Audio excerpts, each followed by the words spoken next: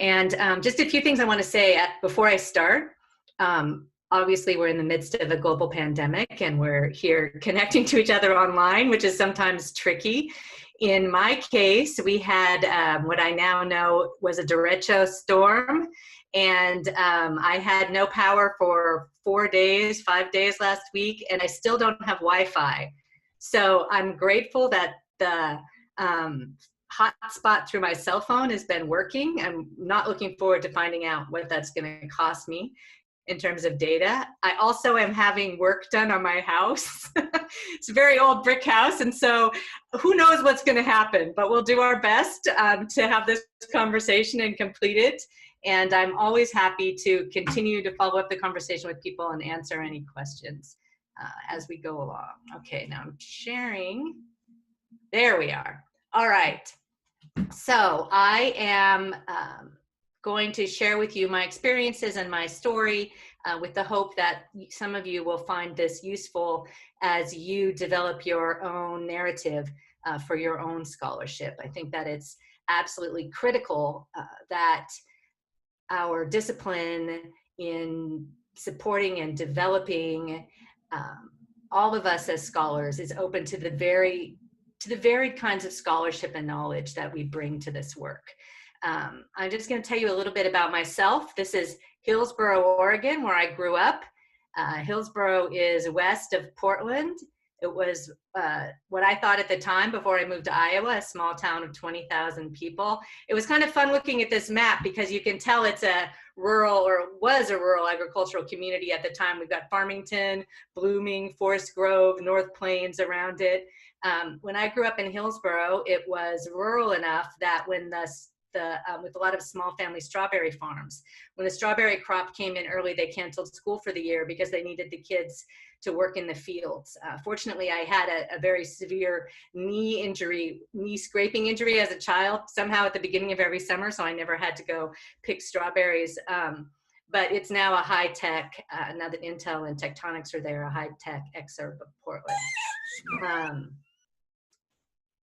I say this as a starting place because I've been surprised how those roots have continued to shape me. I grew up in a Catholic family, went to Catholic school, and really my connections to social justice and the questions that I continue to pursue really began in that place in that time.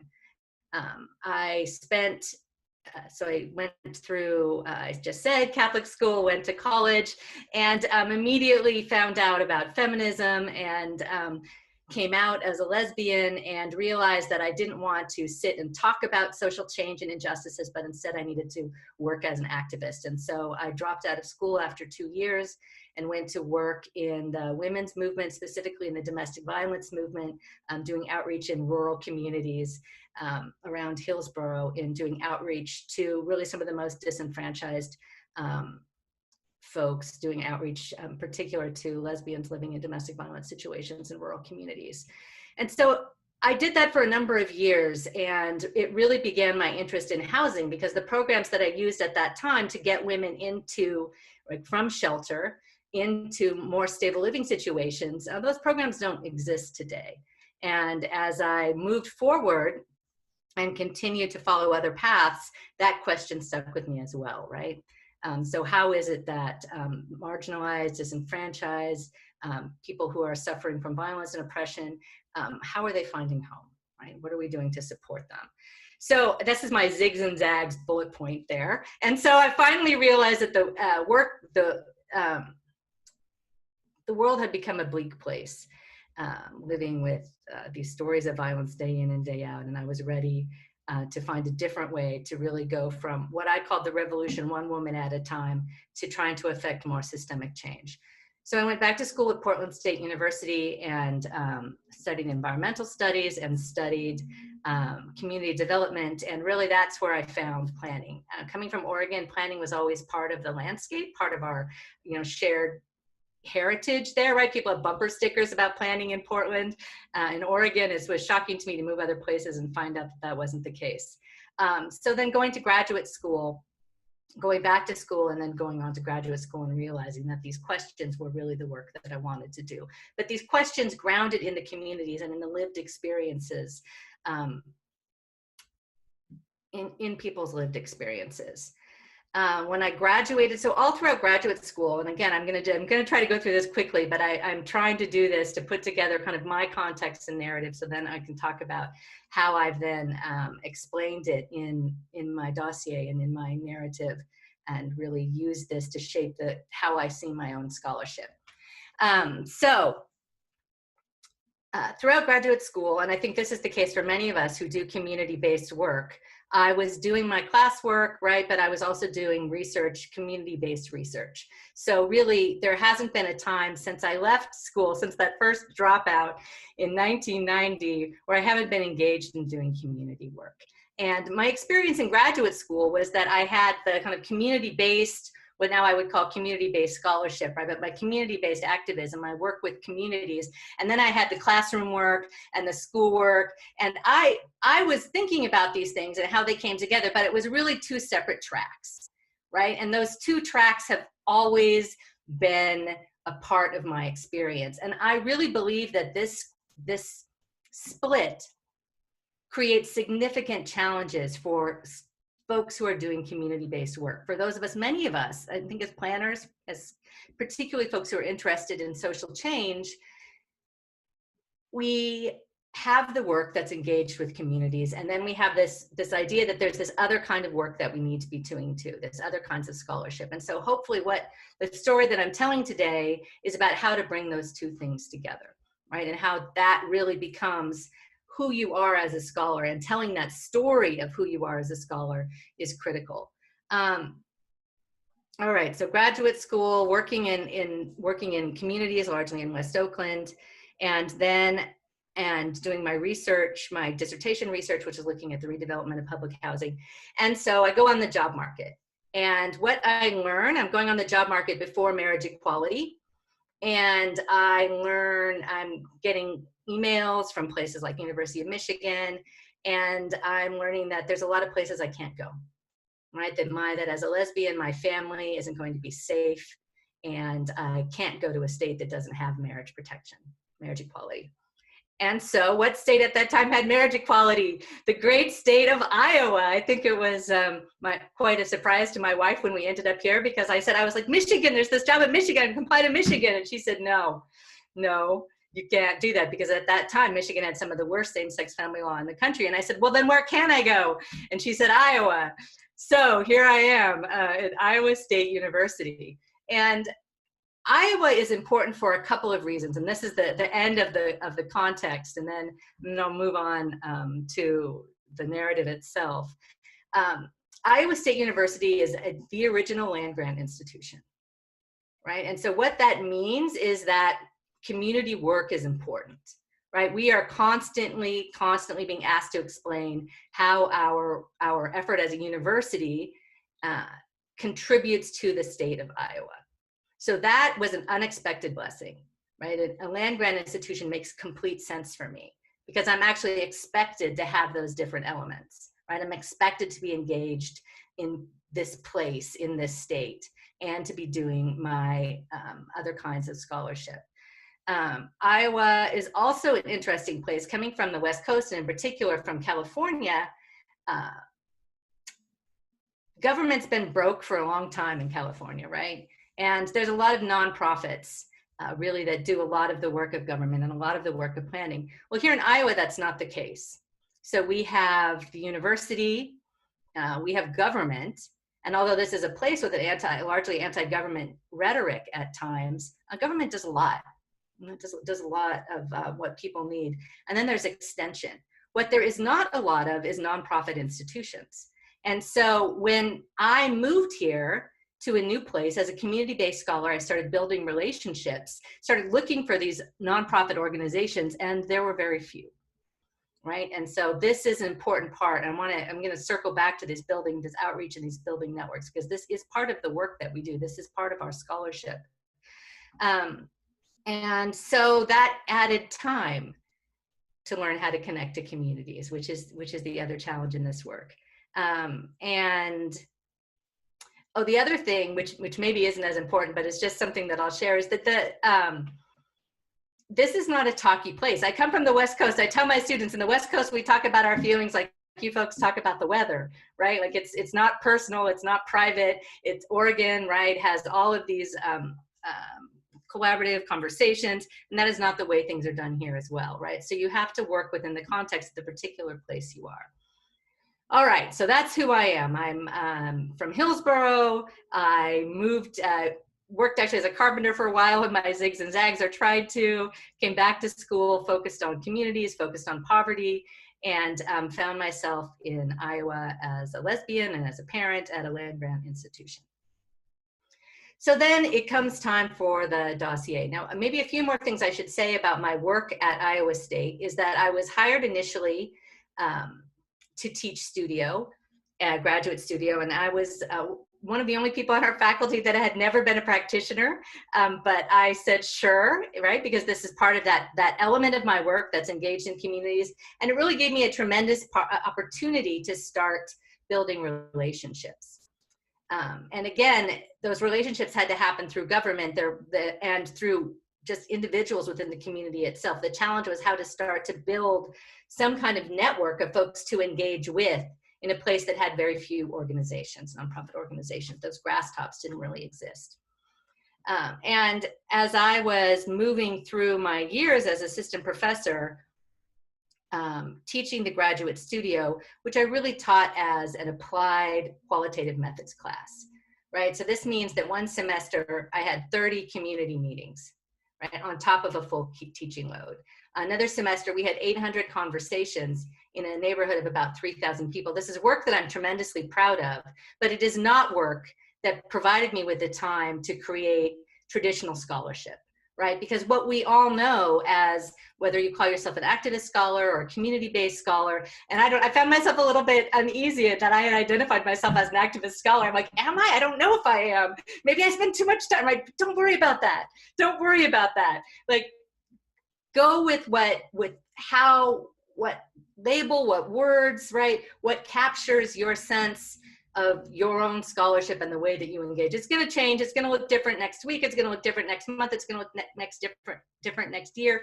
That's all right, right? The key thing is to create a comprehensive story about yourself and your scholarship and the way that you go about doing that work. All right. So because of this deep level of engagement, I was able to build tremendous networks and relationships to do work that I found incredibly satisfying, work that continues to reverberate in the city of Des Moines and in the communities where I did work. But it did not allow me to create a lot of traditional scholarship, right? I'm a mother, I'm involved in community organizations, as I'm sure many of you are. I have a full teaching load, and the time issue becomes important. And I really believe that if you're doing, and the challenge that so many of us face when doing community-based work is that if your work is really truly community-based, from my perspective, then you're not shaping the question. Right? The question is coming from the community. And this is why those of us who do this kind of work, what the challenges that come up in tenure, right? Because first of all, there's the time involved in building the relationships. And as far as I can tell, that's 2 years, right? At just the beginning, you know, maybe for different reasons, you're able yourself to shorten it, and that's amazing. But, you know, it takes years to build these networks. And then once you have them, once you have trust and an opportunity to really work with people, right? And our goal is not to tell them what to do, but to be there to facilitate answering the questions that they want to answer and driving the changes that they want to see happen in their neighborhood. What I said in all my neighborhood work in Des Moines is that these activists, these men and women in these neighborhoods, right? They know what their neighborhood needs. They know what they want to see change. And if they had the resources, it would have been done years ago, right? This isn't a problem of somebody telling them what's wrong. You know, my problem, my challenge, I guess, isn't to tell them what needs to happen in their neighborhood is to figure out how to bring the resources to those communities. I'm always afraid my hotspot's can go off, so that's what I'm reaching over and puncturing my phone there. And so I saw this as a critical part of my work at the university, was to do what I could to bring the resources of the university to communities, right? And this affected my scholarship, this affected my outreach, this affected my teaching, because we have like hours, right? If nothing else, we've got person hours in our classroom. And if we can find ways to engage with communities on authentic problems while doing our classroom work, then that's a tremendous opportunity for the students in terms of learning, and tremendous opportunity for the community in terms of resources. So I've done what I often do in these cases with PowerPoints, is I keep forgetting to I'm just talking. So it's a little awkward when people can't ask questions. I actually can't see everyone's picture with the screen share. So please, maybe even just let me know if there's a question and somebody wants me to stop talking. So the challenge then became, how do I bring this full body of work that I do together in a single narrative that explains me as a scholar?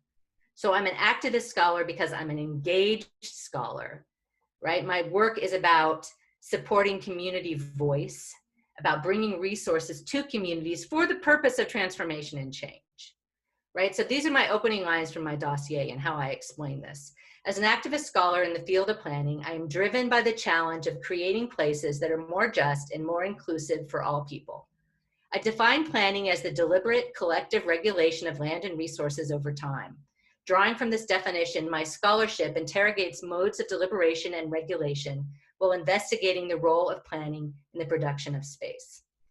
Right, so right at the beginning, now I could have referenced the mission of my university, which as a land grant institution has a number of bullet points that are related to communities and bringing knowledge to communities, and the same with my college. I'm in the College of Design.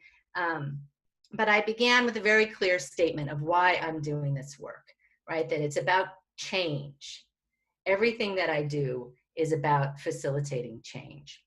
Whoops, going backwards there. So then I went on to bring together, right, and when we put together our dossiers, I'm sure that you have, most institutions have, actually I don't know if most institutions have a format that you're required to use. We have a very strict regulated format that we have to use. And that can feel uncomfortable, challenging, awkward. It doesn't fit with engaged work, right? That doesn't fit into those neat categories, but it also presents an opportunity to pull out the different threads of this work, right? To actually show how what you're doing is not in those two camps as I described in my experience in graduate school, right? I'm doing this community work, I'm producing these reports, and then here's the classroom work that I have to do and the dissertation research that I have to do that kind of echoes that, but is separate from that, right? Ideally, what we're doing as activist scholars, as community-based scholars, right, is bringing that work together, is bringing those resources together, and is shaping those efforts for the purpose of transformation and radical social change. And so I described my housing work that I continued to do within the context of systems of poverty management. So I go on in this first introduction in my dossier to say that my scholarship has these three components. Systems of poverty management, which is research that investigates the mechanics of dispossession and exclusion. Mostly I enter that question through the lens of housing, although I can imagine looking at other institutional frameworks as well to approach that question. The next one is voice. And my thinking around voice absolutely developed out of my engaged community work. So as I was teaching studio, I had a contract with the city of Des Moines that at the time had a really very progressive system, neighborhood revitalization system, where they couldn't do very many neighborhoods at a time, but once a neighborhood went through the process, we have about 54 neighborhoods in Des Moines, it changes. Neighborhoods could apply to go through the process to become, and neighborhoods get to set their own boundaries to go through the neighborhood revitalization process. And we worked with those neighborhoods, with 6 different neighborhoods, to create neighborhood revitalization plans. These were led by the neighborhood associations. And then those plans became part of the city's comprehensive plans. They actually became the guiding documents for resources and development in the city. So it was a very exciting program to be a part of. And like I said, we were able to do this deep engagement. So you can imagine if we're having conversations with 800 folks in a neighborhood of 3,000 people, we're able to really provide for the city, take our resources, the people time that students have, their expertise as planners, and really get to the point, not just to the point of trying to bring lots of people in, right? That kind of traditional measurement of participation, because that was a huge failure our first year, complete failure.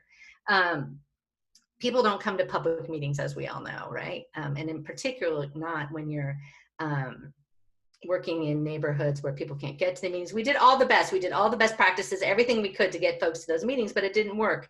So then we tried using an approach based on inclusion, building capacity, engaging people over time, right? With the idea of helping people, supporting people to be able to change the outcomes in their neighborhoods, right?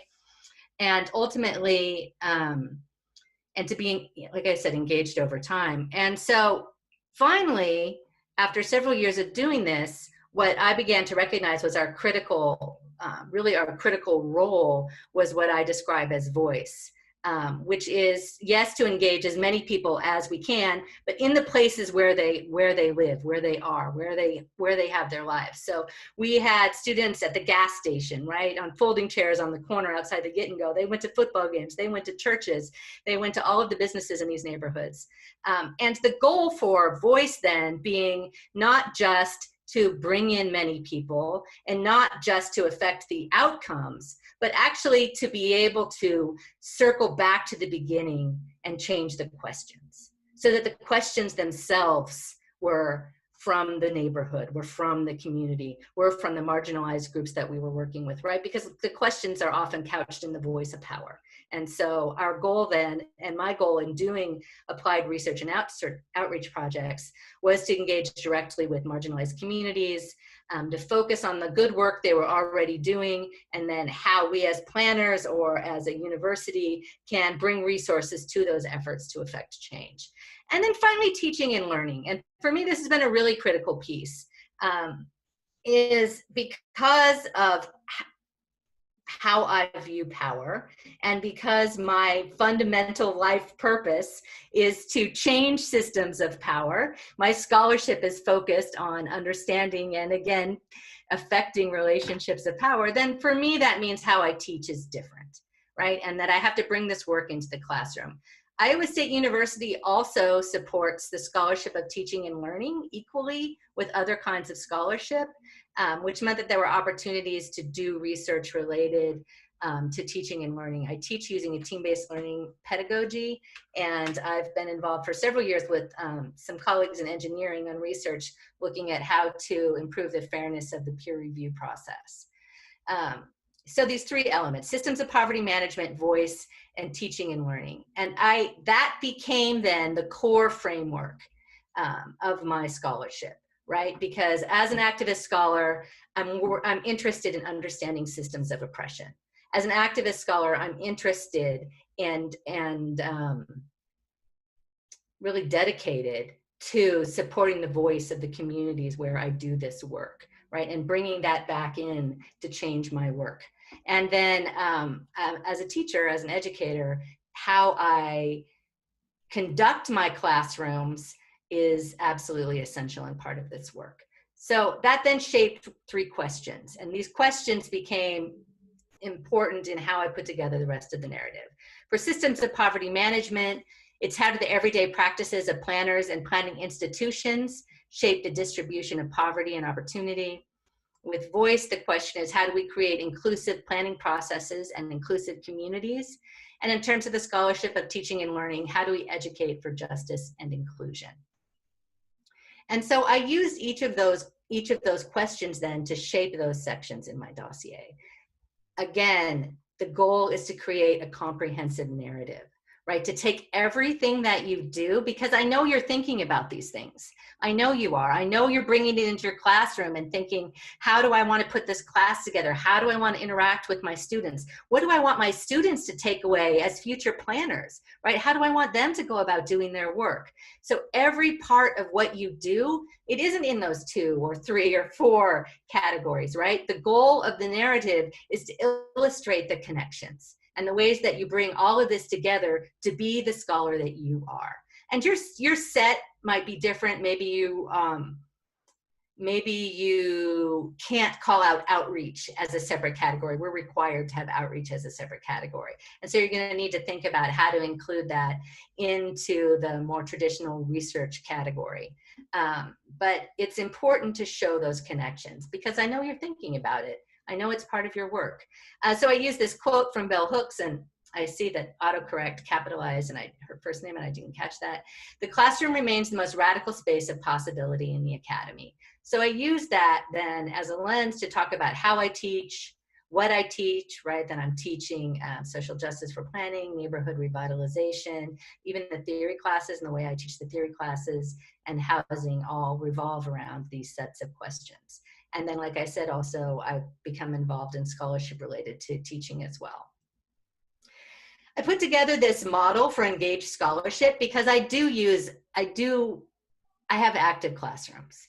And I like my students to be engaged in authentic problems, doing work for communities or for community-based organizations.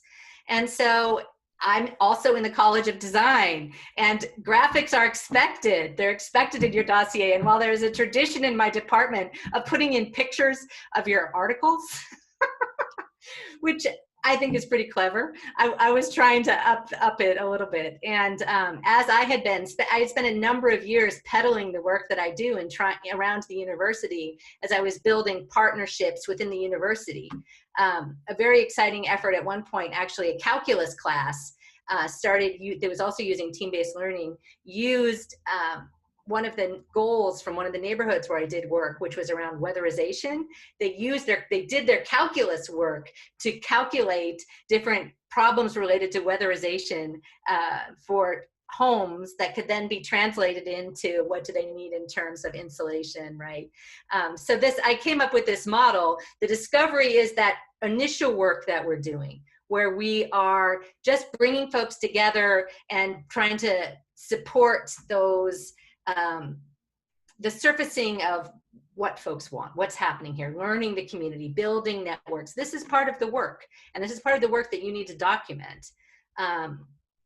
And then from that, eventually, planning is in the problem definition, right? So, and there's different kinds. Like I could imagine across a university, we could engage a history class, anthropology classes, it's definitely arts. Doing creative placemaking effort in that discovery, right? So that's about bringing people together, about getting people in conversation, about identifying what's happening, the strengths in this community, and the opportunities for transformation in this community, which all then gets put together in problem definition, which was what my neighborhood planning classes were doing, right? So we were working with the communities to then put together a list of changes and priorities and connect those to resources. And then once we had done that, we could then engage other community organizations or other classes in some of the problem solving. Being at a technical university, Iowa State University's Science and Technology, you know, there were engineering classes that could, there was one professor, one scholar who was working on creating a new pavement that didn't need to have de-icing. It was for airports. I was so trying to get him to test that in the alleys in the neighborhoods, right? Because the city didn't like to do the snow plowing in the neighborhoods. So things like that, right? We're bringing together hospitality class, helped one neighborhood that wanted to really access or accent food in their neighborhood, helped them do some work. So then connecting community needs and wants and to actual resources on the ground, which then provides opportunities to go back to discovery. So this is just an example that I created in order to explain how my work fit into a system, right? How my vision played out on the ground in terms of engaging with the community and engaging with other scholars and other classes and other institutions. Now, this advice came to me late, and I want to share it all with you, and hopefully you'll be able to put it into place more quickly than I did. Because Iowa State has Community and Economic Development branch of Extension, what I learned eventually from the folks in Extension is that for people who have Extension appointments, what they need to show, what they need to document is impact, right? So they're doing all kinds of work, a whole range of engagements with communities, and they need to show that it's making a difference, right? That it's valued, that it's important. And I want to pass that along to you in whatever way that you engage with the community. This is a critical piece of your work, right? So building a network, document that. How many organizations know of you? Do you work with? Do you have a relationship with today? What does that look like 3 years from now? You know, if you want to connect that traditional scholarship, do a network analysis, right? You can think about how that's changed. But simply saying, I do this work, I spend this many hours, right? Because we're asked to account for our hours and the percentage of our time. What percentage of your time is involved in building networks? And that then enables you to do the community-based work. Track meetings and other forms of community engagement. How many do you have? I said one semester I had 30. That was just for that one as part of that class, right? But that's a lot. I was new. I didn't know better. I wouldn't do that again. I wouldn't do 2 neighborhoods plans at once again. But keep track of what meetings you hold, you attend, you go to, certainly the ones that you facilitate, and other forms of community engagement. Count who attends. I know I just said that we know no one attends meetings, but nonetheless, something that was very exciting in my neighborhood revitalization planning processes is that we actually did get more people once we were doing the deeply engaged work, and we spent time before the class. I spent time building relationships so that people knew me, knew us, knew what we were doing. We actually saw the attendance at our meetings grow over time, which was exciting. So count who attends. That's again part of showing impact. Remember to include your name on the work. You know, sometimes that can feel uncomfortable, or it is for me. Maybe it isn't for you, but it was at times for me.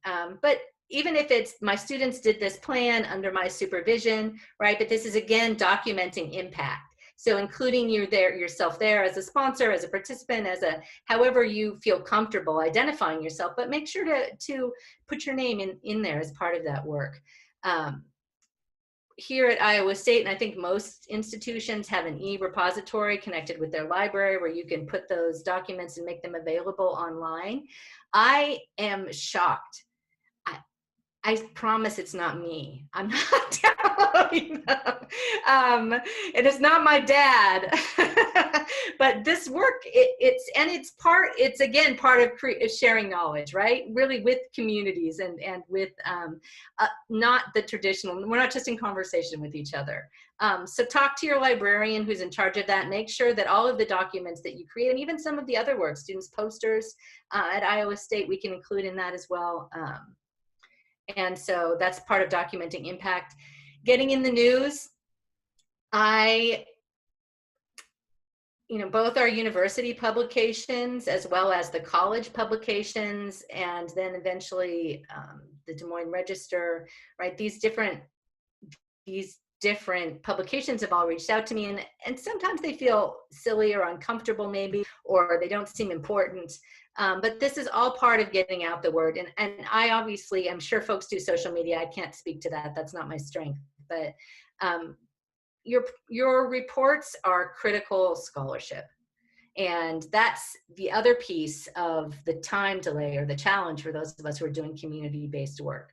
The first is building the relationships, right? The next is that you're not setting the questions. The community is setting the questions, and those then result in the reports. And then if you do want to try to turn those reports or that work into more traditional scholarship, often we then have to retrofit it, right? Because it wasn't the questions as the community is asking them are different than the kinds of questions that we might want to ask or need to ask for more traditional peer-reviewed scholarship. And so it's important to recognize that those reports have an audience, that they're essential, that they have impact. Here at Iowa State, the Extension Office actually has a review process for reports so that they can be peer reviewed. This is something that we could start doing for each other, right? Many of us have done community revitalization plans, other types of community work. And so we can use that form and start peer reviewing for each other. Again, bringing recognition, both knowledge sharing, but also bringing recognition that this is scholarship and this is serious and important work that's moving community knowledge forward. And then to finally to ask for a letter for community partners. So although there is no formal place at Iowa State in the tenure dossier for letters from community partners, I included them. I had a number of folks that at that point I had been working with for 5, 6, 7 years. And in those letters, they were able to specifically detail what they saw as the lasting impact of my work and our work together, and how it had changed the work that they do in the community and the community from their perspective, right? So that's another important opportunity to document your impact and really call attention to your role in this work.